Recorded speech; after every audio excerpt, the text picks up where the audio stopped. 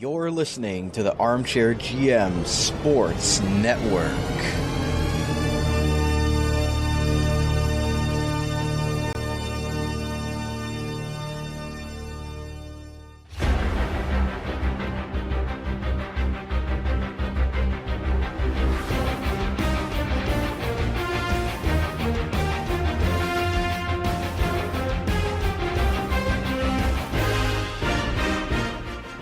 You're listening to Straight to the Extra Point, your nugget source for all news, draft coverage, free agency, weekly game analysis, game day betting picks, and fantasy football updates regarding the National Football League. Here's your hosts, Brandon Caputo and Miklos McMaster.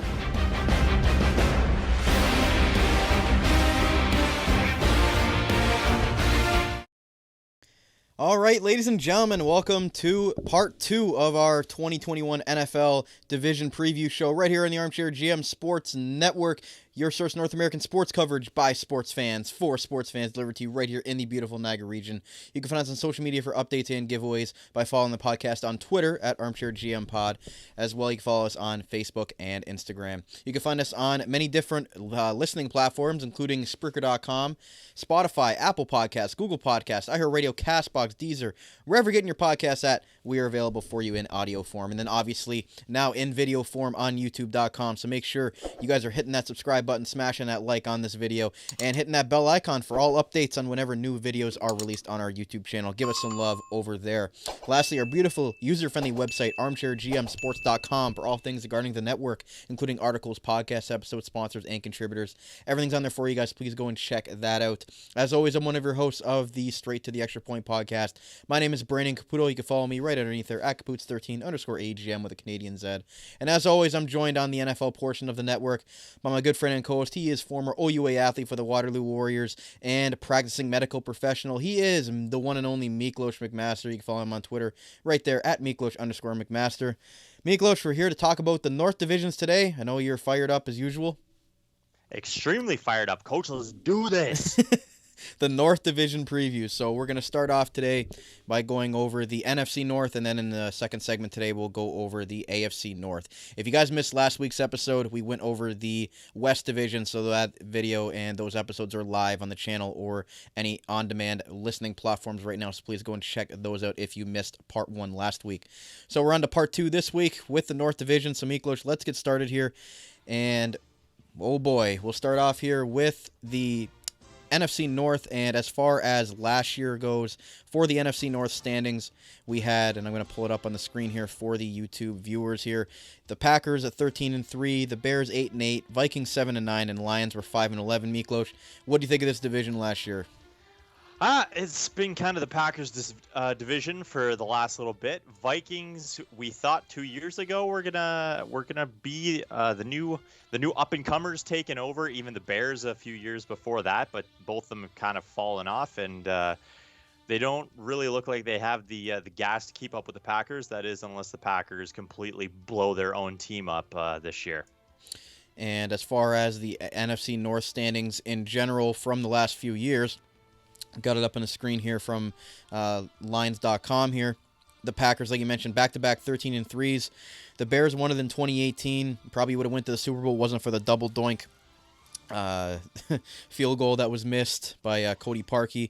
You had 2017, the Vikings, 2016 Packers, 2015 Vikings, the Packers from 2014, 2011, and then the Bears in 2010. So other than the Detroit Lions, the lowly Lions, Miklos, it's been pretty decent parity within this division over the last decade or so.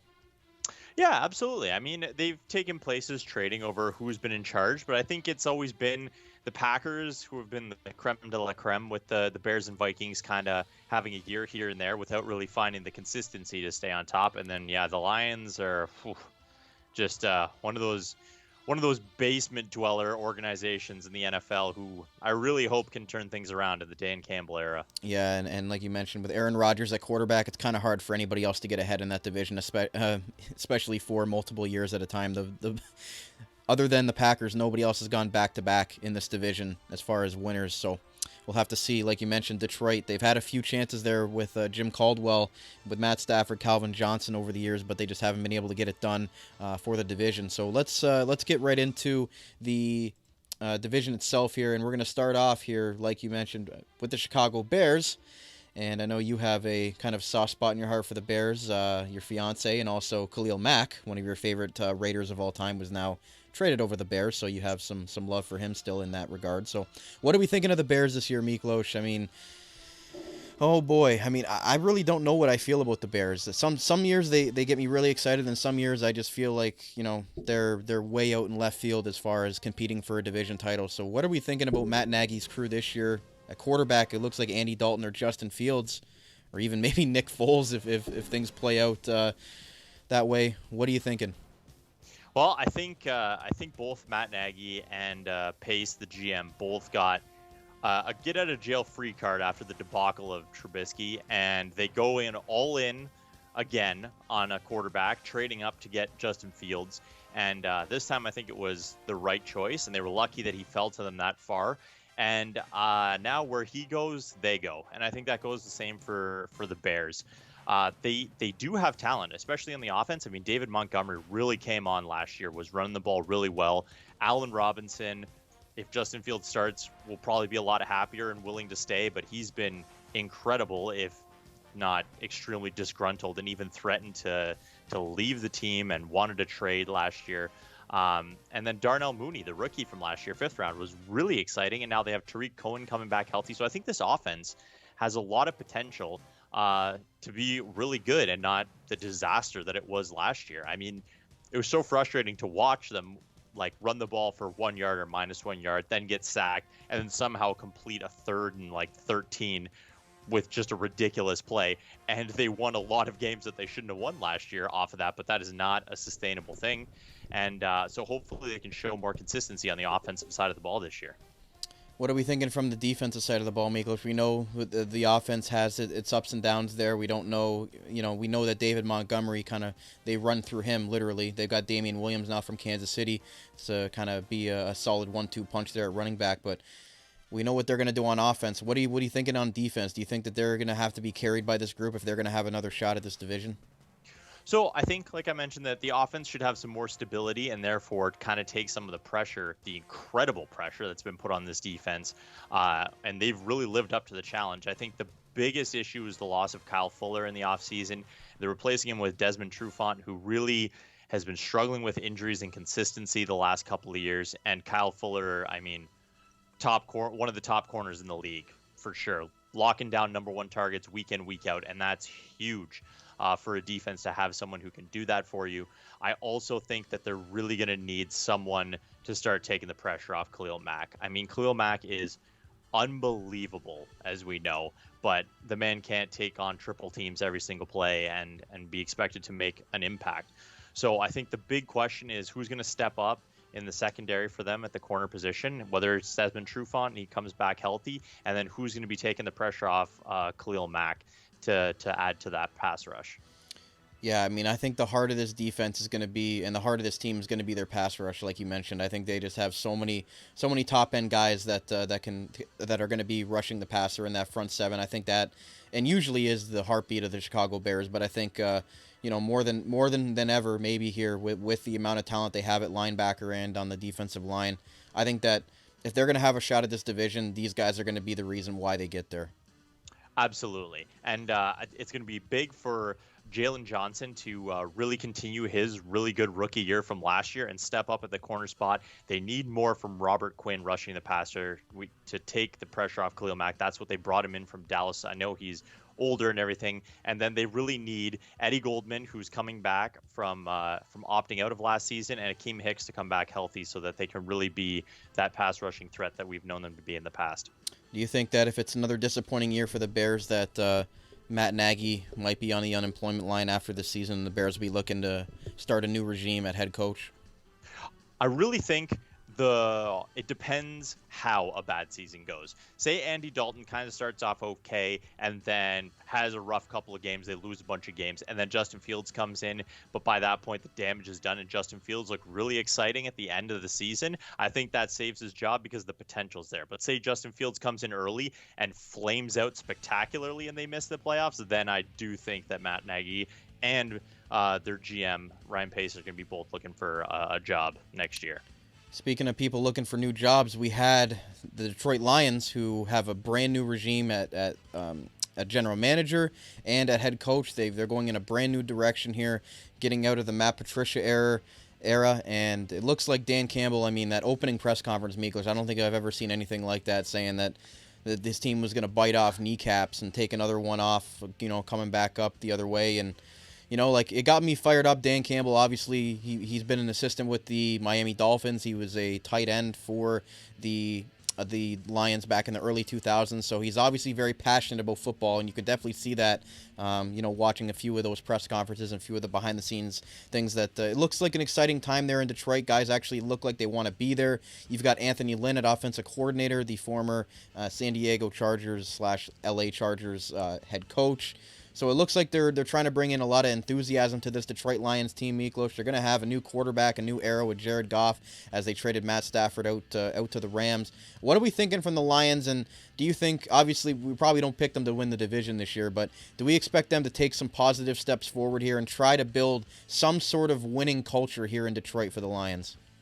So I wouldn't be shocked if they either repeated their record or maybe did a little bit worse than last year, just based on the holes on their roster and the needs that they have on their roster. But there's a very different situation of having being, I know, I always used to say, like back in the day, it'd be like a good 4-12 team or a bad 4-12 team. They could be a good 13 team now.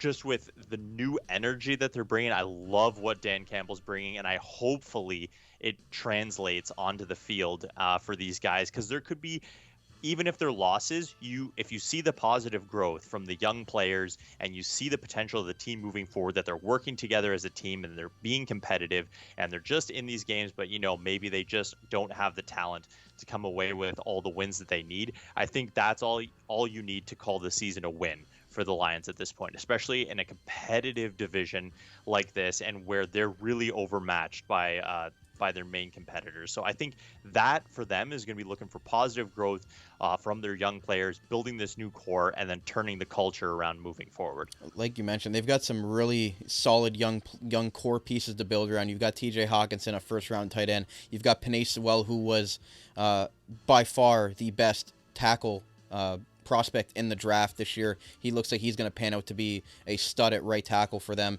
You've got DeAndre Swift. We know what he's capable of from the running back position. And you know what, Jared Goff still might have some potential here, going to a team that wants him, other than a team that kind of was trying to upgrade him at that position in Los Angeles. So I definitely think they have some building blocks on the offensive side of the ball. For me, Miklos, it's this defensive side of the ball, and obviously coming out of the Matt Patricia era, they had to kind of turn things over a lot from what his defensive scheme wanted to be, and it clearly didn't work.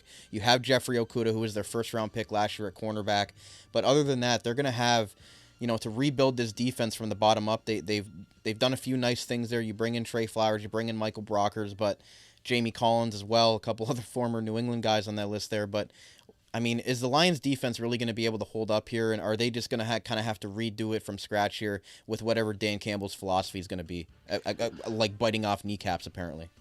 Yeah. So as you mentioned from the offensive end, I will say the first things first that jumps out to me why I think the Lions are going to be successful moving forward is the investment in the trenches. They've put 3 first-round picks in the last couple of years in Taylor Decker, Frank Ragnow, and now Penei Sewell in their 2 tackles and their center.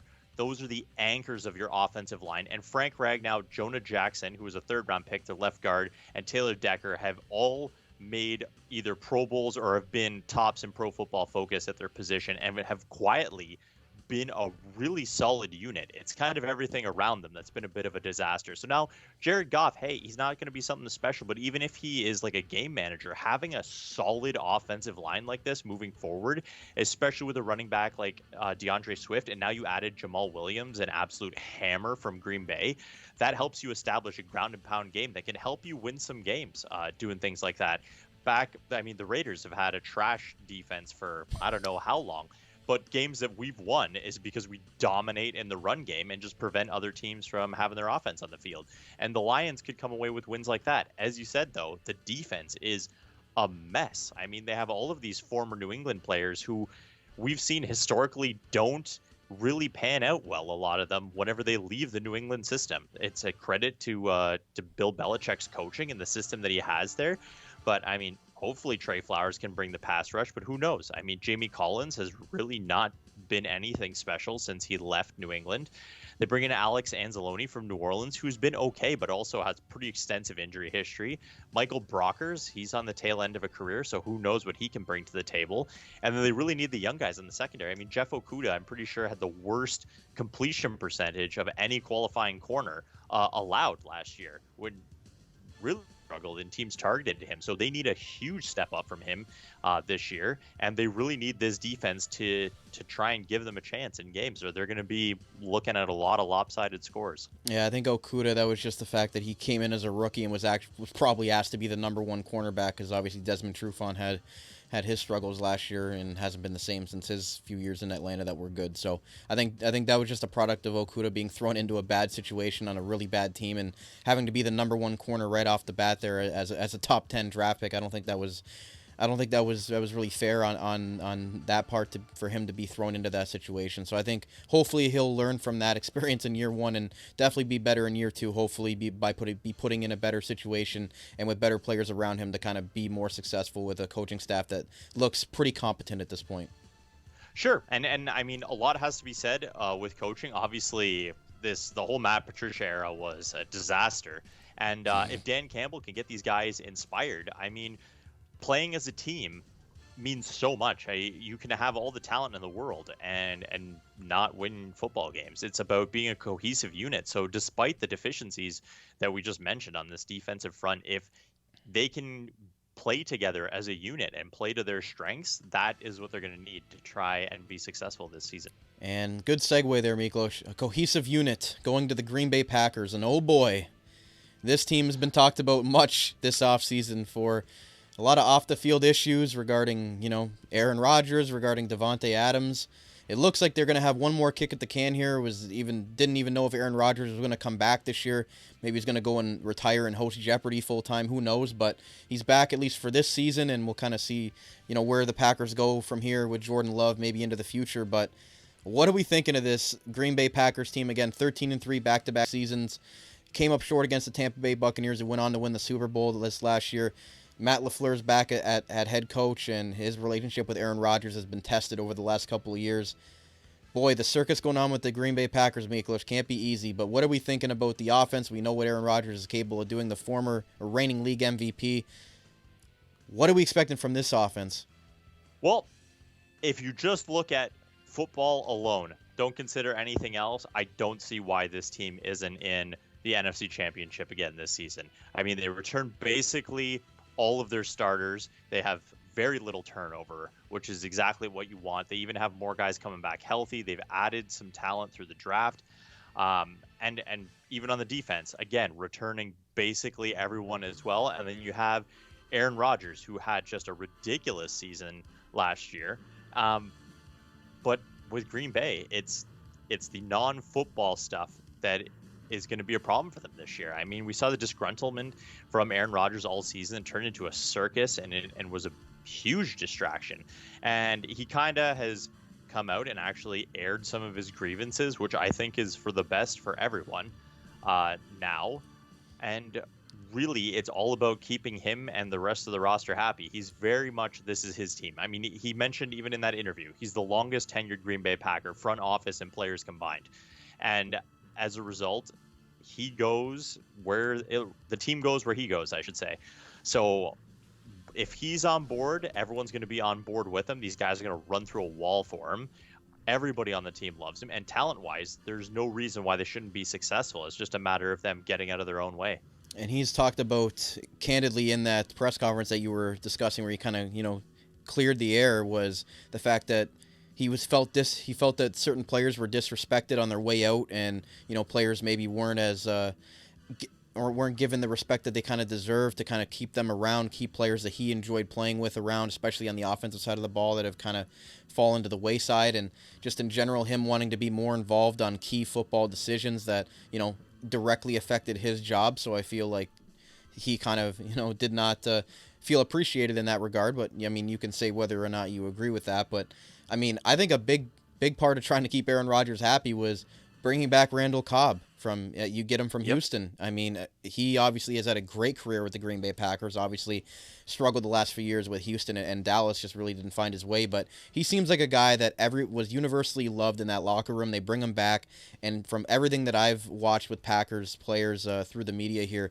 they love having him back in that room, especially the wide receivers in that receiving core room, and just enjoy having him around. Bring back another one of Aaron Rodgers' guys, and I think Randall Cobb, the positive energy and the leadership that he brings, is going to be very valuable for this offense. And him knowing Aaron Rodgers' ins and outs by playing with him for so many years, I think he could be an interesting cog in this offense this year. Even though he quite isn't the same player with the same speed that he once had, I think he could still be a useful player, especially in this Aaron Rodgers-led offense. Oh, absolutely. And I mean, listeners to the podcast will know that I've had my ups and downs with Aaron Rodgers. I have aired my issues with things that he does and the way he acts in certain situations, but also the front office. This is your franchise player, and it's not like he's asking to have final say, a la Tom Brady has in some situations. It's just he wants to be part of the conversation, which I think as a franchise is idiotic to not have him in the conversation. Of course, it's not his job and not his place, but it makes sense. It's the right thing to do. He's the guy who your team revolves around. Why wouldn't you have him in the conversation? Be like, hey, Aaron, what do you think of this wide receiver? And if he's like, yeah, I don't like him, and you can present your argument and be like, hey, well, this is why we want him on the team. Do you think maybe you can make this work? And then at the end of the day, of course, you have final say, but why wouldn't you have him in the conversation to try and make him happy and not have issues like this happen? Because we've seen issues like this blow teams up and derail winning franchises from off the field issues and stuff that has nothing to do with the sport they're playing. So I really think it was a miscalculation on the front office of the Packers to not include him in the conversation, and it created a mess where there didn't need to be on a team that has been unbelievable the last couple of years. No, you bring up some great points there, and I really think that, like you mentioned, Aaron Rodgers just hasn't been given certain help in certain areas over the years, maybe more so than others in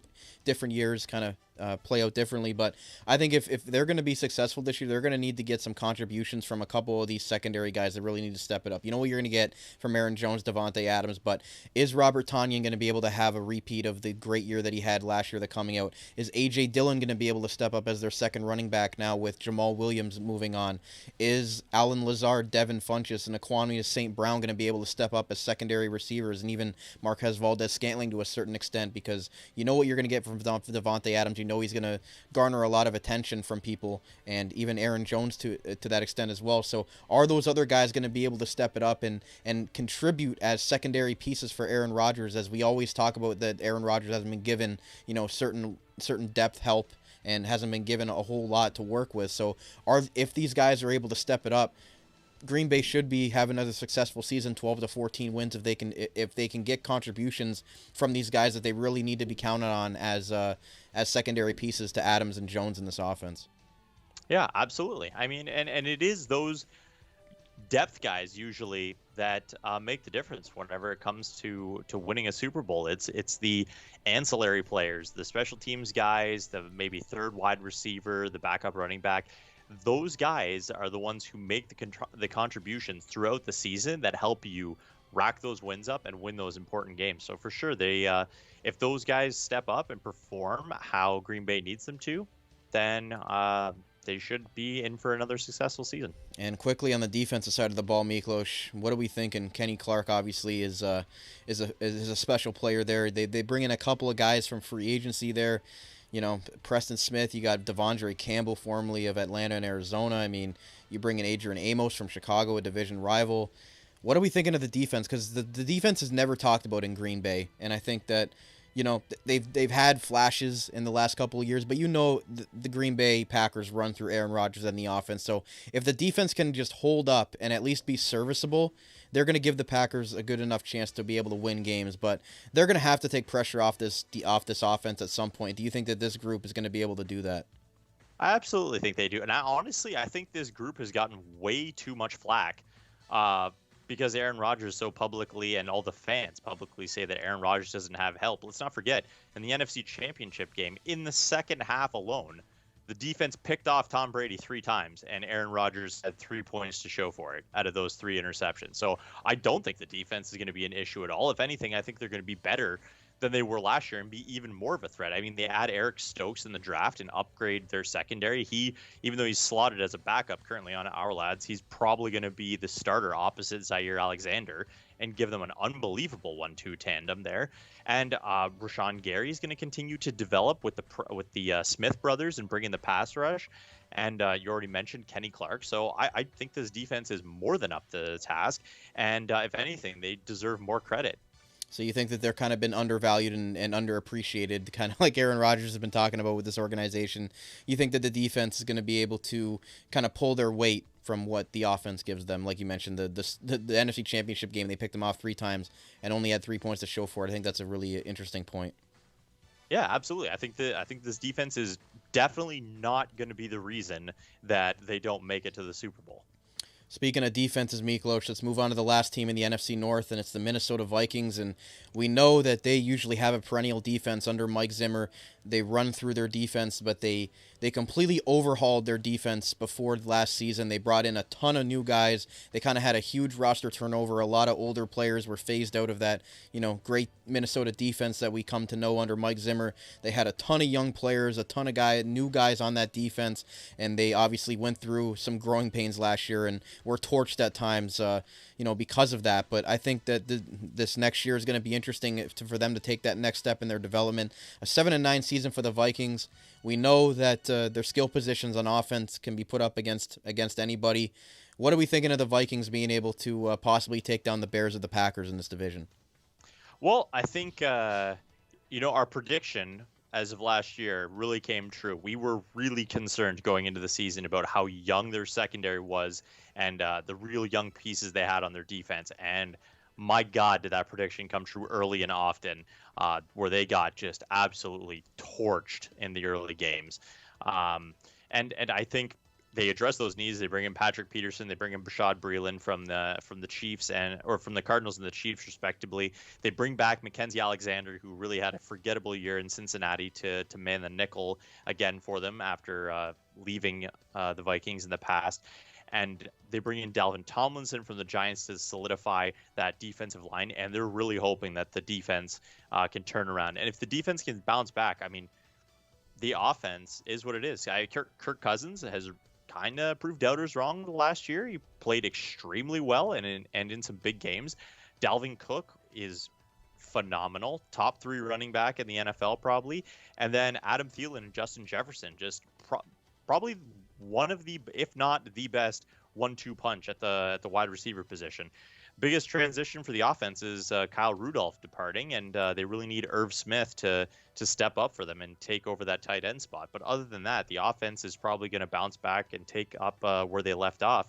It's really about what this defense can do.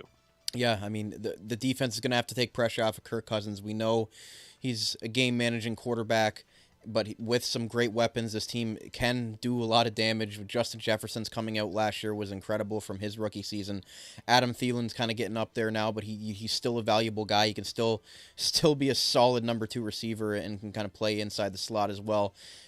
I think, what are they going to do at the third receiving spot? They brought in D.D. Westbrook from San Francisco. We don't know kind of what he's going to be. But I think another interesting spot is their offensive line, Miklos, and they're going up against some good defenses.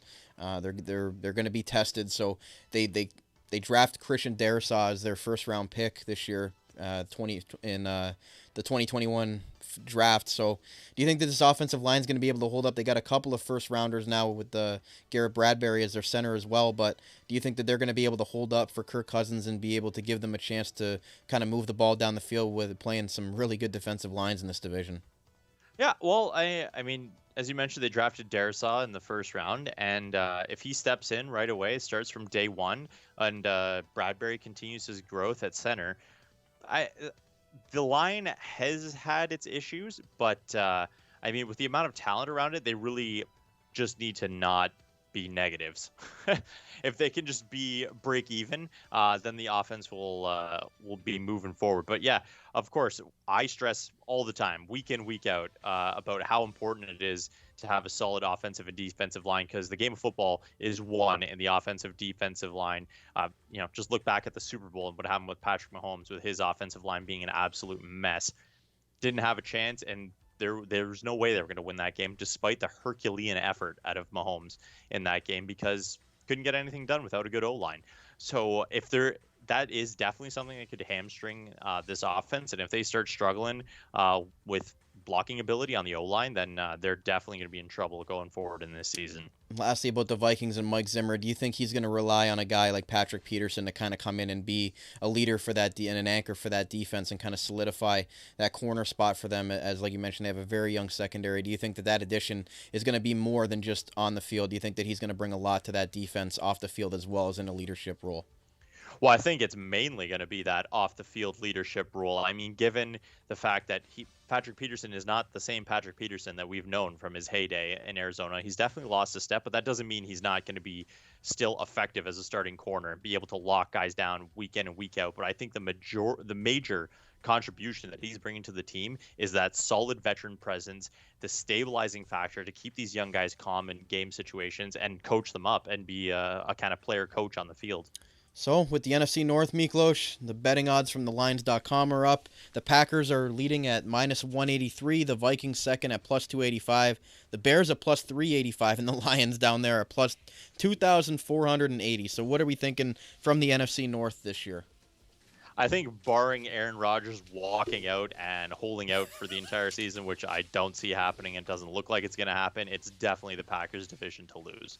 Okay, so unfortunately I think I have to go with the Packers as well, even though I do like what the Vikings have done, and I do think that they are going to continue to build here. The Bears, they're too off and on for me.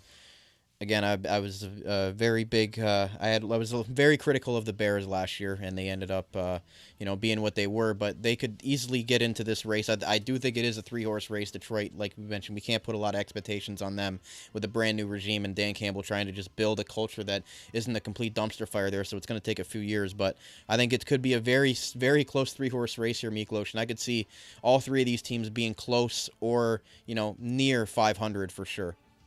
Oh, absolutely. Yeah, it's definitely going to be interesting to see who wins out that second place battle between the Vikings and the Bears for sure. Yep. So we're going to go with the Packers, both of us, but we wouldn't be shocked if the Vikings or Bears kind of jumped up there if things go haywire for the Packers off the field, which we've seen already this offseason. So with that said, ladies and gentlemen, we're going to take our commercial break on the show today and come back, and we're going to start with the AFC North preview. So stay right here. We'll be right back on Straight to the Extra Point and right here in the Armchair GM Sports Network. Carmine's Pizzeria Italiano, serving traditional style Italian pizzas made with the freshest top quality ingredients. Loaded subs and their famous chicken wings. Winners of the Reader's Choice Diamond Award 4 years running from Niagara this week for best pizza and wings in Niagara Falls. Home of the best tray and wing combo in town for the price and quality. Open daily from 3 p.m. to 9 p.m. Located on the corner of Drummond Road and Dunn Street.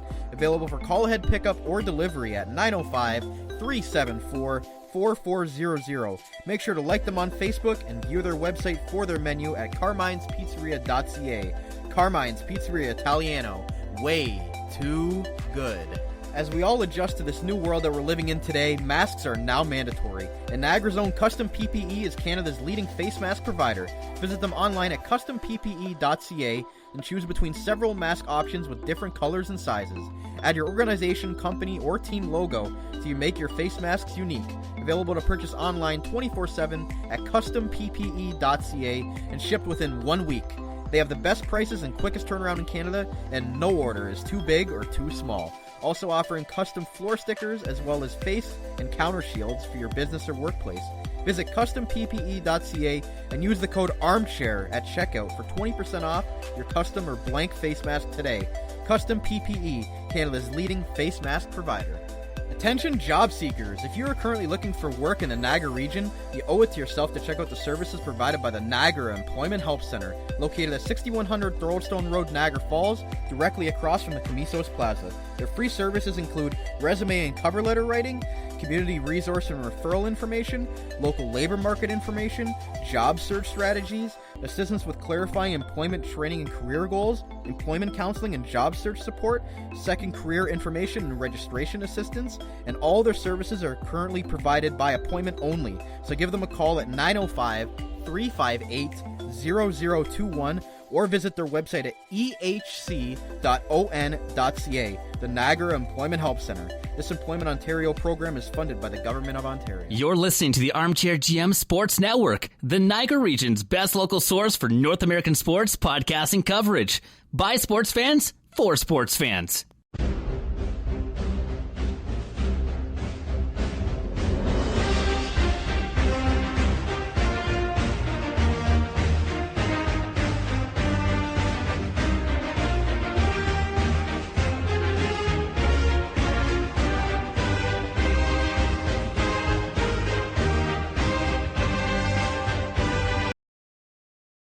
All right, ladies and gentlemen, welcome back to segment 2 of our Straight to the Extra Point North Division preview show. Brandon Caputo and Miklos McMaster back with you here. And if you guys are enjoying the video version of the podcast, make sure you're hitting that subscribe button, smashing that bell icon, and liking this video for all updates on anything that is released on our YouTube channel. Give us some love over there on the video side of things as we do a good job in trying to give you guys good video content as well as our audio listeners. So if you guys are enjoying the video stuff, make sure to give us some love and comment down below as well. So, Miklos, let's talk about the AFC North Division. We just went over the NFC North. AFC North, as usual, you know, last year was interesting because you had, as I'm going to pull it up here, you had the Pittsburgh Steelers winning once again, which was crazy considering they had I think it was a 10-0 start to their season, and 11-0. 11-0 and finished 12-4, so they lost 4 of their last 5 games and then got bounced in the playoffs. I mean, again, this was not a good look for the Pittsburgh Steelers after a very solid start, but people were their critics for most of the start of the last season, saying that they weren't tested against a lot of good teams to start, which helped them get to that 11-0 start. The Ravens were 11-5.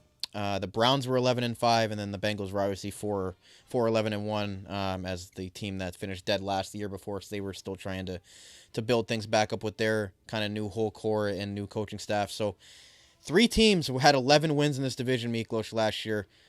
I mean, what did we think of the Steelers? We obviously know what we thought of the Steelers from start to finish there, but the Ravens and Browns, what a division this was. Yeah, and I think I'm personally hoping that the Browns absolutely rip it this year. I think it's just good for the NFL and it's good for football, and to have a team that's perpetually been so maligned like the Browns haven't been, just basement dwellers and the butt of every joke in the NFL, to have them be successful and come out there and dominate and really be like, I mean, a lot of the old folks out there remember the Browns of old with Jim Brown and those eras whenever they were that dominant team in the AFC North. To have that come again, I think would just be great for the league. And then the Ravens, I think this is a make or break year for the Ravens, because if they can't establish a throwing game and are stuck just grinding and running the ball like they have been the past couple of years, I think they're actually going to be taking a huge step back if that's the case. Yeah, it was nice to see the Browns finally come out. I mean, 2 years ago, everybody, including us, were saying that they were going to be, contenders to win the Super Bowl, which obviously did not happen. They fell flat on their face with, Freddie Kitchens not working out as head coach. But Kevin Stefanski came in there last year and did an incredible job bringing stability to that organization, coming over from Minnesota as their offensive coordinator. And he really did a good job of not just on the field, but off the field, getting the Browns to a good place, which we've seen over the last couple of decades has been, the laughing stock of the NFL. Absolutely. And it's one of the things that I brought up a lot last season about the importance of having good coaching and the importance of coaching in the NFL in general. Teams can fall flat on their face, as we saw with Freddie Kitchens, or turn a maligned franchise into a playoff team like Kevin Stefanski did last year. And as far as the past division winners here in the AFC North, you have the Steelers 2020 winning. Obviously, you had the Ravens in 2019 and 2018, the Steelers in 2017 and 2016, the Bengals in 2015, the Steelers in 2014, the Bengals in 2013, the Ravens in 2012 and 2011. They won the Super Bowl in 2012, and then the Pittsburgh Steelers in 2010, the year after they had won the Super Bowl. So what are you thinking of the AFC North? Again, there's no Browns on this list, which is not to nobody's surprise here. But, I mean, at least 3 of the 4 teams have won this division in the last decade or so. Yeah, I mean, over the last decade, I think most people would agree that it's been one of the most competitive divisions in football, especially whenever the Bengals were still really good. Even in that, like, the Andy Dalton era, they made the playoffs consistently. Even though they may not have had playoff success, they were a very good regular season team. They always threatened in the playoffs and then kind of fell flat whenever games got really, really important. And of course, the Ravens and Steelers have just been trading blows for past 2 decades, both winning Super Bowls and having lots of deep playoff runs. And that's why I'm so excited that the Browns are finally going to have some say coming forward. Yeah, I'd like to see the Browns on this list going forward at some point when we preview these divisions in future years. I think they're getting there. But so let's get into the AFC North in general here, and we'll start off here with the Baltimore Ravens, Miklos, one of the more polarizing teams in the NFL with what Lamar Jackson does at quarterback, and he has his critics and his backers of if he can actually throw the ball down the field or not. He has glimpses of showing that he's more of a runner than not. They traded away Orlando Brown, which made no sense whatsoever to trade him away to the Kansas City Chiefs, your biggest threat in the AFC, for the amount that they got back for him. Just really didn't make sense at all. If you're going to run the ball a lot, like you mentioned, you're going to need a great offensive line, and for the Ravens, they give up their number one guy to be able to run the ball with. You have J.K. Dobbins there, running back. You have Lamar Jackson, who's obviously going to run the ball a lot. What are we thinking of this offense, and is he going to be able to get the ball out to his playmakers like Hollywood Brown, Sammy Watkins, who comes over from Kansas City as an injury-prone receiver, and Rashad Bateman, who they took as a first-round pick this year? Yeah, I think the one big thing, so they lose Orlando Brown, but they replace him with Alejandro Villanueva, who may be on the tail end of a career, but has been solid for the Steelers for the better part of a decade. And they even add Kevin Zeitler as well in the offseason. So I think they're going to be okay on the offensive line, retooling it. The biggest question mark, as you mentioned, and I mentioned earlier, is throwing the ball for Lamar Jackson. Running the ball, no issue. He was an 1,000-yard rusher. J.K. Dobbins was really coming into his own last year, set some Ravens rookie records, which is pretty impressive. And having Gus Edwards and him be the 1-2 punch in their backfield, I mean, I don't see why they can't run the ball like they did last year as well. The issue is, it's whether they can throw the ball. I mean, they're getting lots of throws to Mark Andrews in the goal line situations and racking up the touchdowns there. And Mark Andrews is a dominant tight end. But Hollywood Brown has been kind of a flash here and then disappear there. Sammy Watkins has been very injury prone, so they're bringing him. Hopefully he can be healthy. They had Rashad Bateman as their first round pick because they need help in the wide receiver room because they have had a historically bad throwing game the last couple of years, and which is why they fired their offensive coordinator after the last year. And obviously I think Devin Duvernay is also another guy, Hook'em, Texas Longhorns. He's obviously turning into a fantastic slot receiver that could be a real cog for Lamar Jackson. If he's not going to be able to get the ball down the field, they're going to be doing those quick plays, those ins, those little slants, those out route type plays. And I think that probably plays into Lamar Jackson and this offense's strengths, which John Harbaugh and Greg Roman have kind of developed this offense to fit Lamar Jackson's play style over the last couple of years, coming out of the Joe Flacco era, which is a completely different type of quarterback. So I think that they could be a very interesting team, but Lamar Jackson, like you mentioned, is going to have to do something other than running the ball and giving the ball to Mark Andrews in the red zone, because they're going to need to be able to get some contributions from some of these other guys, and they're going to have to get some solid play out of these receivers if Lamar Jackson's going to be able to get them the ball down the field more than 5 or 10 yards, because I think teams are going to plan for those, they're going to play pretty good zone coverage for those ins and out plays, 5 to 10 yards from the line of scrimmage. It's going to be if Lamar Jackson can consistently throw the ball down the field past 10 or 20 yards, if they can get those big plays to a guy like Hollywood Brown, who obviously has the speed to blow the roof off the defense. If they get that contribution, the Ravens will be in good shape. But if they don't, teams have kind of figured them out now after Lamar Jackson's coming out party in his first year, and I think they know what to expect from this team, and this team kind of has to adjust to that as well. Yeah, absolutely. And I think the main issue, even this season, I don't think they've done it, is the blame's not all on Lamar Jackson. I mean, their wide receiver room has been a mess the last couple of years. He really doesn't have consistent talent to throw to. Marquise Brown, as you mentioned, world-class speed, but he's not a number one wide receiver that's going to dominate and be your go-to guy. He's very small and can be physically taken out of a game if need be, and they can just bring safety help over the top, and that can take him out of a game. So if you don't have a consistent receiver to throw to, it's very hard for Lamar Jackson to develop a throwing game to guys who aren't getting open for him. And moving on to the defensive side of the ball, Miklos, we always know the Ravens to have a great defense over the years. They're known for that as well. Them and the Steelers obviously have some pretty bloody games over their great rivalry in the NFL. But what are we thinking of the defensive side of the ball? Miklos, the guy I'm looking at to take the next step is Patrick Queen, the middle linebacker from the 2020 draft. He was their first-round pick. To me, they've always run through their middle linebacker position, obviously with Ray Lewis over the years, and even C.J. Mosley for that transition there after Ray Lewis. So, what are we thinking of the Ravens' defense, and is this group going to be able to hold the fort there? Because Cleveland's got a good offense, Pittsburgh has the ability to have a good offense, Cincinnati has an up-and-coming offense. So, are the Ravens going to be able to bail out Lamar Jackson in this offense if needed?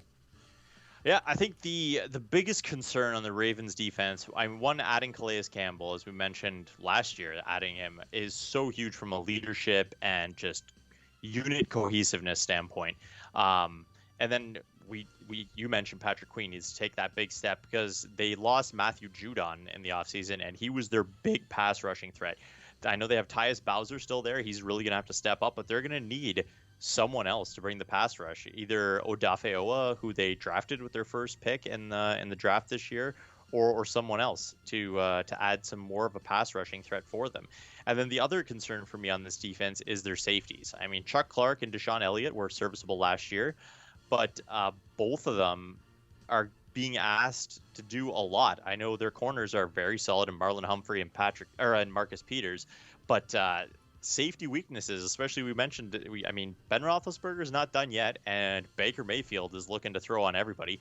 And then the Bengals, of course, have the first overall pick from last year. I mean, there's lots of good quarterbacks in this draft that you're going to be playing against, and if you're shorthanded at the safety position, that could cost you some games. Yeah, this division is going to be tough for the Ravens. And what do you think about a couple of veterans on this team like Derek Wolfe and Marcus Peters? Do you think that they're going to be able to? I'm not saying be the levels that they were in their Pro Bowl years, but do you think that those guys are like Calais Campbell when he came in from Jacksonville? Do you think that those guys are going to be able to bring some stability as well? Well, I mean, there's always going to be a lot asked of veteran players just in terms of stability and leadership, and both of them have taken steps back, but Marcus Peters still was tops in the leagues in interceptions last year, and I think it's easy for him playing opposite Marlon Humphrey, who's been very solid, and he can be a little bit more risky and play the aggressive style that he plays. But really, it's going to be about how the safeties perform against your Joe Burrows, Roethlisbergers, and Mayfields. And it can't be understated that Justin Tucker is still the kicker of this team, and he's obviously been the best kicker in the NFL over the last 5 or so years. So that can't be downplayed as well. Just the advantage that they have here in Baltimore to be able to have one of, if not the best kicker in the NFL, being able to bail them out sometimes in long field goal situations where they know they only need to get a certain amount of yards to get him in field goal range to be able to get that game-winning kick or to get those points that maybe the offense is struggling to move the ball down the field with.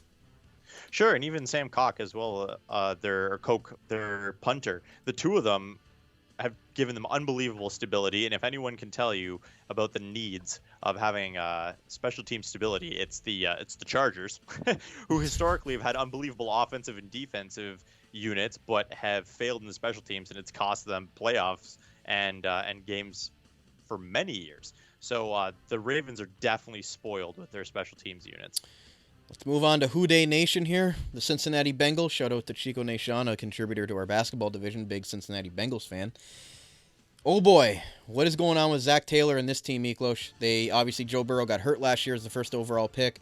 They needed to address the offensive line. They didn't take Penei Sewell. They took Jamar Chase, the wide receiver, the star wide receiver from LSU, to kind of reunite with Joe Burrow in that regard. So they got 2 former LSU first-rounders on the offense. You bring Joe Mixon back at running back. You've got T. Higgins and Tyler Boyd as well as good number 2 and 3 receivers to Jamar Chase. But again, is this offensive line, to me, that's the biggest thing. Are they going to be able to hold up going up against the Steelers and the Ravens, who have very solid, and even the Browns as well with a good front seven?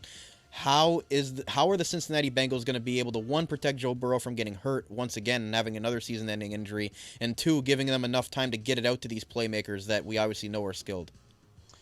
Yeah, absolutely. And that is going to be the biggest question, is the offensive line. I think they are set at left tackle. Jonah Williams, I think the first-round pick for 2019 is locked in there and is definitely doing a good job protecting Joe Burrow's blind side. They did add, maybe not in the first round, but they added Jackson Carman in the second and Deontay Smith in the fourth and even Trey Hill in the sixth. So they did add 3 offensive linemen to add some competition there, and then even Riley Reif in the at right tackle, bringing in the veteran who has been average, I guess, to say the least. Apologies for the phone going off back there, but he's been average to say the least. But if he can hold down and be not a turnstile for Joe Burrow, then that'll help them win some games. But I think adding Jamar Chase, this wide receiver group, is going to be ridiculous. T. Higgins had a great first year. Tyler Boyd has quietly put up 2,000-yard seasons for the Cincinnati Bengals and has just quietly been one of the better wide receiving options out there. And then if Joe Mixon can have a bounce back season with Samaje Perine backing him up, this offense could be looking really nice. And speaking of the offense, let's move on to the defensive side of the ball, because the offense, we know that they're going to be able to put up some points if they can get the offensive line help and the stability there, and if Joe Burrow can stay healthy. But what about this defense, Miklos? They're going up against some very tough offenses. How are the Cincinnati Bengals going to be able to hold up on the defensive side of the ball against these offenses? And again, I think they were a 4-win team last year. And again, like you mentioned, they were a 4-11-1 team last year, and like you mentioned, there are good 4-win teams and bad 4-win teams. Do we think that the Bengals are going to be kind of a good, rebuilding team here, or what are we thinking here? I think they're definitely going to add some more wins than they did last year. They did add quite a few guys this offseason. So they added Larry Ogunjobi from the rival Cleveland Browns. They bring in Trey Hendrickson from the New Orleans Saints. They have Trey Waynes coming back from injury last year, and they added Chidobe Awuzie from the Cowboys, and even Mike Hilton from the Steelers. So maybe not guys who right away are like unbelievable, going to change your franchise around, but or turn your franchise around, but guys who add stability, who have been proven NFL talents, and can maybe make a player here to help you win a game during the season. I think that's going to be really important for the Bengals, and if their offense is flying on all cylinders, then not much is going to be asked about this defense. So I do think they're going to add a few more wins this season, but if there is going to be something that costs them, it is going to be either the O-line or this defensive unit giving up too many points. Yeah, I just don't see how they're going to be able to hold up. Again, they're going to be fun on the offensive side of the ball, but to me, they're still a rebuilding team. They're a 4-win team last year for a reason, and I just think it's going to be tough with two teams, in my opinion, that look really nice, and another team that you can kind of go off and on in this division. But 3 teams at 11 wins last year. It's just going to be tough with the Bengals, given the fact that they've got 3 teams that could possibly win the division and are obviously head and shoulders above this team right now. As this team continues to develop over the next couple of years, they can get themselves back into the race here. But I just think it's going to be way too tough for the Bengals to be able to come out looking strong this year. But like you mentioned, they can take some positive steps this year with some good young players. And if Zach Taylor, can get this team looking better in the right direction, I think he still has a job next year. Absolutely, and I think that's the most important thing for Zach Taylor, is to get this team moving in the right direction. Maybe get a 6-win season in and look really exciting in some losses, and that is going to keep him employed, that's for sure. Moving on to the Cleveland Browns, they definitely had a revolving door at quarterback over the last 2 decades, but they finally got their guy in Baker Mayfield. They've taken the pressure off of him. This running game is probably one of, if not the best in the entire league, which is funny playing against the Steelers in this division, where Mike Tomlin talks about run the ball and play defense. So the Browns have kind of taken that philosophy as well with their kind of offense under Kevin Stefanski, but they've got playmakers all over the field, Miklos. I mean, we can talk for days about what Kareem Hunt and Nick Chubb bring to this team as the heartbeat in the running game and opening it up for Baker Mayfield, not expecting him to throw 50 passes a game, which I think is key for him. He's not that Patrick Mahomes type quarterback, so having Odell and Jarvis Landry out there, obviously, and Austin Hooper, who they overpaid from Atlanta to bring in. Hopefully he has a better season. But the offensive line is obviously very solid in this team. Like we keep mentioning, you got to have a solid offensive line, especially if you're going to be a run-first team. They bring in Jedrick Wills last year as a first-round pick at the left tackle spot, which was huge. So what are we thinking of the Browns? Do you think that this offense can keep it up from last year? And do you think that they can improve from an 11-win team last year? Based on this roster and who's coming back healthy and the additions they made in the offseason, I think this is the year for the Browns to be elite and take this division and make the NFC North their division to lose. Just with Odell Beckham coming back healthy. Let's not forget they brought Grant Delpit's coming back healthy, the former second-round pick from 2020, who was the top safety in the draft from last year. They add John Johnson III, who I talked about when we talked about the Rams, about how good he has been as a safety. They add him. They add Troy Hill, who's been a solid corner for the Rams as well, coming in. They add Jadeveon Clowney now, who, if there was ever an opportunity for a late career renaissance, this is it, opposite Myles Garrett. There's nothing more you could ask for if you're Jadeveon Clowney. So I really think this is the year for the Browns to step up, take this division by storm, and even potentially take the AFC as a whole. And like you mentioned, they're loaded on the defensive side of the ball, especially the secondary. They put a lot of top-end draft capital into that secondary. Do you think that they really needed to address that spot, and they've kind of done a good job with that? Yeah, I think with Greedy Williams going down last year with injury and kind of Denzel Ward's issues staying consistently healthy, I think it was important for them to add some more depth there. And they add Greg Newsome, who publicly has said that he's the best corner in the draft this year. And if he can even step up a little bit to that, having him, Greedy, and Denzel Ward together is going to be incredible, not to mention Troy Hill, who I talked about before. And then, of course, we got Ronnie Harrison, who is a playmaker, coming in sub packages. Will they have Grant Delpit and John Johnson up there?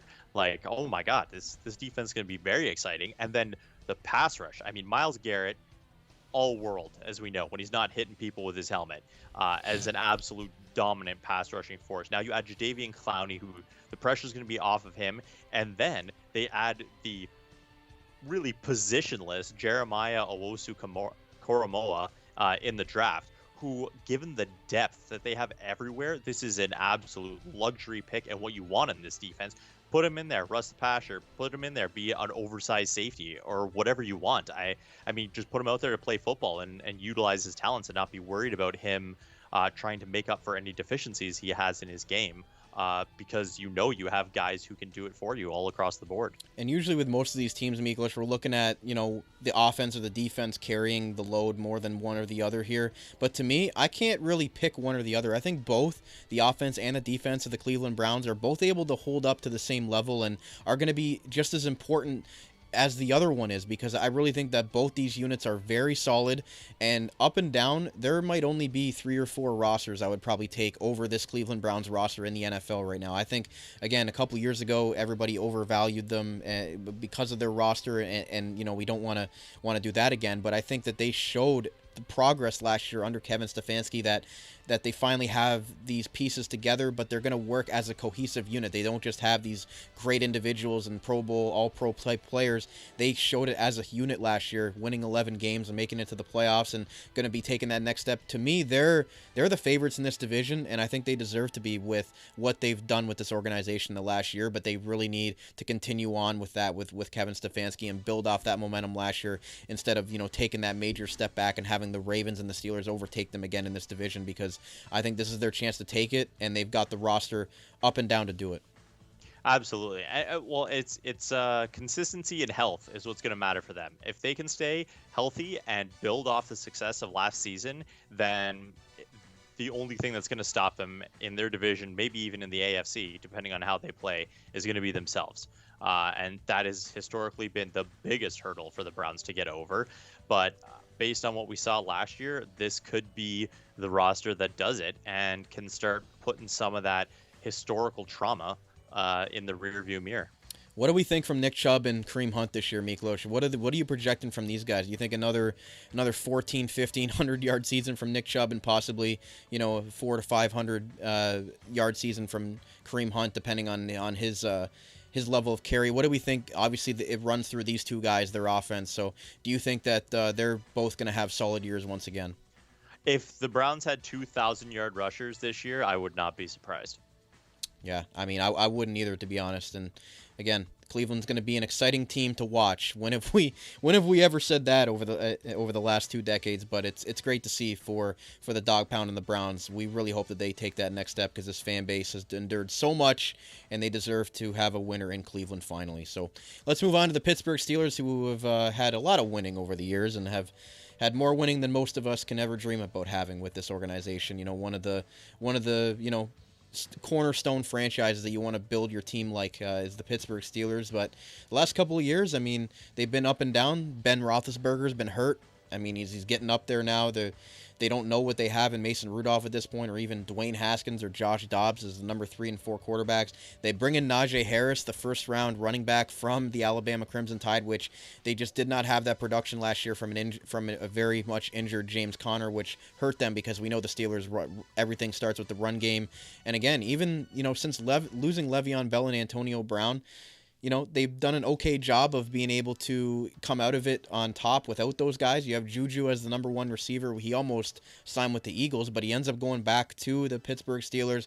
Chase Claypool, the Big Maple, the Canadian that we all love, took the league by storm last year as a second-round pick. And then they have Deontay Johnson and then James Washington, who has requested a trade at this time. At the time of recording, he's still on the Steelers. But what are we thinking from the Steelers' offense, Miklos? Are they going to be able to hold up? They got Trey Turner from the Chargers at right guard. They're really going to need to do a good job at protecting the old Big Ben Roethlisberger under center, and they're going to probably, wherever Big Ben takes them, I think is going to be, what the epitaph is going to be on this 2021-22 Steelers team. Yeah, unfortunately, given the roster that they have, it's unfortunate that this is going to be either this year or the last year is the win now year for them. Ben Roethlisberger is at the end of his rope. I mean, we really thought that after last season, the way he looked after getting just smacked by the Browns at home in the playoffs, that it might be the last game we ever see of Big Ben in the NFL. He comes back for another year. The biggest addition was Najee Harris, of course. As you mentioned, they struggled running the ball last year. That really killed them in the latter half of the season. But the offensive line, has had quite the turnover.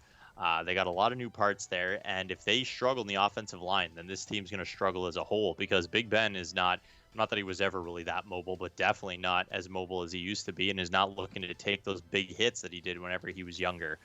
The fortunate thing for them is that the defense returns basically the entire unit that they had last year, and they even add Melvin Ingram in free agency, which is pretty crazy. So it's going to be some classic Steelers football this year. I feel if they're able to run the ball effectively, it's going to be smash mouth offense with smash mouth defense and really grinding out some wins. But this is really going to be this year and next year their window of opportunity to try and add another Super Bowl to the case. To me, I think it's this year with Big Ben. I just really don't see him being able to play up to a level that gets this team, to me, they're the 3rd team in this division right now behind the Ravens and the Browns. And again, I'm going to get flack from Steelers fans, but we know that this defense is very talented. We know they have a lot of great young players on this defense, and it brings you back to the days of the the Steel Curtain there in Pittsburgh. It brings flashes back. They've got the talent to be that on defense. We all know what TJ Watt is, one of the top 3 defensive players in all of football. But to me, I think, the anchor of this offense with Big Ben Roethlisberger, if they're able to if Najee Harris has a 1,200-yard season running the ball, and this defense is all world like it has the potential to be with such great players on it, this team has a chance. But if they can't effectively run the ball, or if teams are just, planning for them to just run the ball, and Big Ben can't get that ball out to Claypool, to Juju Smith-Schuster, to Eric Ebron at tight end, if they're not able to sustain a passing game that is, equivalent to what they do in the run game and, taking that pressure off this all-world defense, I think they're going to be in trouble. Absolutely. I couldn't agree more. And I really think the biggest question for them is how effective their offensive line is going to be this season. If the offensive line struggles, then as a team, they're going to have issues, regardless of how good the defense is. You have to score points to win games, and you can't rely on your defense to put points up every week. So it's going to be a big ask of this offensive line. A lot of new faces there for them, and in starting positions for that anyway. And if they struggle, then this team as a whole is going to struggle. Do you think Juju and Chase Claypool can kind of step it up and be the number 1-2 punch that the Steelers are going to need in the passing game? For sure, I do. I think Juju's been kind of disappointing the last couple of years. After Antonio Brown left, more attention went on him, and he didn't really step up and thrive in that situation. I think Claypool is now going to be the main person taking that attention off of Juju. So it's really up to what Juju brings this year to the team and how the offensive line performs. I mean, if Ben has no time to throw the ball, then there's nothing really you can do about it. As a wide receiver, you could be dominating your corner, but ball can't get there in time because the quarterback's on the ground. So if the offensive line can hold up, then I think this is Juju's year to have a bounce back season and show that he is the number 1 or 1A, B, whatever guy to chase Claypool. Yeah, they better hope so. So moving on to the AFC North betting odds, Miklos. Ravens are actually leading the way at plus 119. The Browns are second at plus 143. The Steelers down at plus 432. And the Bengals at plus 2,073 because we know that they're rebuilding. Interesting that the Ravens are on top here over the Browns and Steelers. I mean, again, all three teams won at least 11 games last year, so you really could go with any of the three. But to me, I think the Browns are the team to beat right now over the Ravens, who are kind of leading the way in the betting odds, especially with a couple of the key losses they had this year. Yeah, and you know what? Screw it. I'm always looking to be heard again because I believe in going with what you want in positivity in the world. And so I absolutely think the Browns are the favorite, but I do think that the past 2, 3, 4 even decades, depending on how far you want to go back, of history has shown people that betting on the Browns may not be the smartest or safest choice. So I think that's definitely what's being held against them. The Ravens are definitely the more consistent, safer pick. And you know what you're going to get out of the Ravens, especially say Lamar Jackson still can't throw the ball. They're going to run the ball for 300 yards a game potentially each game. So you know what to expect out of them. And the Browns, despite what we saw last year, if they came out and flamed out, started off the season 0-6, there wouldn't be very many people who would be stunned. They would be like, oh, well, here go the Browns again, which I really hope they don't. And I've got my fingers crossed for Baker and the boys to just come out and put the doubters to bed. It's crazy to me to think that 3 of the 4 teams in this division are run-first teams. You have the Browns, the Steelers, and the Ravens, who all have, phenomenal run games. Joe Mixon is, off and on with the Bengals. They could be, the more prolific or most prolific high-powered throwing offense in that division if they can kind of progress and develop like we expect them to in the next couple of years. But the other 3 teams that we're talking about here, the Steelers, the Ravens, and the Browns they all run through their run game that opens up for their pass game. So it'll be really interesting to see which one. I think it's going to come down to which one of these 3 teams is able to run the ball most effectively is going to be the team that comes out on top here, because all 3 of them have solid defenses as well. You could put all 3 of those defenses arguably up against anyone else. This AFC North is always a bloodbath, Miklos. It's like that for years with teams like the Ravens and the Steelers, and now the Browns coming up in that regard as well. So I feel bad for the Bengals. They're going to need to hold up big time against these teams, but I mean, I got to go with the Browns, Miklos, because again, we might see the Steelers come through like they did last year, and then kind of flame out near the end of the season. And the Ravens, like you mentioned, they could be off and on, depending on what Lamar Jackson's able to do. But to me, I'm gonna go with the Browns just like you, because I just think that given the trajectory that they were on coming off of last season, I think Kevin Stefanski and this team's only gonna build off of that. Absolutely, and it's definitely what I'm hoping so for the sake of Browns fans and for just the sake of the NFL. When the Browns are good and there's parity in the league, it's better for everybody and it's better for the sport. What do you think about the Steelers and the Ravens? Do you think both those teams make the playoffs still, or do you think that what happens with the 2 and 3 spot in the AFC North here? Well, I mean, given what they did last year, the Steelers were rewarded with one of the easiest schedules last year and are now inheriting, or not inheriting, getting one of the hardest schedules in the league. I think the Steelers are really going to have a tough time, and they're going to have to show some serious grit and determination to grind out even close to what they did last season. And as for the Ravens, I mentioned my concerns about them before. If they don't have a passing game, they also could struggle, and we could see kind of a not really a battle to the basement between those two, but a really contentious race between those two teams for making a wild card spot. Wouldn't that be something, coming down to a Ravens-Steelers game for a last wild card spot in the AFC? That'd be really something. But I think we're both on the Browns, and hopefully they can live up to the expectations that they didn't reach 2 years ago. And then last year, when they had no expectations, they kind of took the league by storm and got people back on the right track with them. So we're both going with the Browns. We're both going with the Packers and the NFC North, and that's it for the North Division preview. Miklos, I don't know if you have any other final words before we wrap up today. 2 more weeks of previews to go, and then we start getting to the real meat and potatoes of the season. I am so excited for football to start. Absolutely. It's all about the shield, baby, like you always say on the show. So with that said, ladies and gentlemen, that's going to wrap it up for today's episode of the Straight to the Extra Point in our North Division preview show right here on the Armchair GM Sports Network, your source North American sports coverage by sports fans for sports fans, delivered to you right here in the beautiful Niagara region. Make sure you're subscribing, hitting that like button and that bell icon for all updates on our YouTube channel and enjoying the video version of the podcast, and as well following us at Armchair GM Pod and as well listening on all on-demand audio platforms. A big thank you to all of our great sponsors who help put us on, support the network, keeping the show on the air, and to you viewers out there and football junkies for tuning in and listening along for this episode. And once again, this is Straight to the Extra Point on the Armchair GM Sports Network, and we'll see you guys next week for the East Division previews. So stay tuned for the show next week. You're listening to the Armchair GM Sports Network.